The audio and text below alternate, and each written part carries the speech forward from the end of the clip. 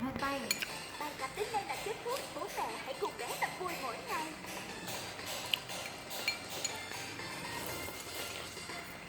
Bobby cùng truy chọn.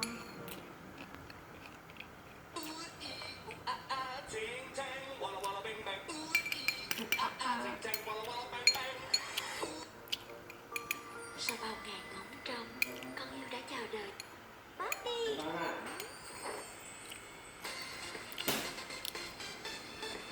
Đứng dậy đi ơi. Các bé cùng tập thể dục thật vui với Bobby Chan nhé. Bobby cùng An. Tập thể dục vui sao? 1, 2, 3, con bắt đầu.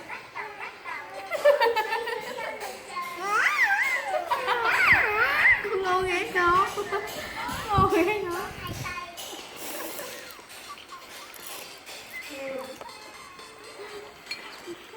Giờ tôi lại có thể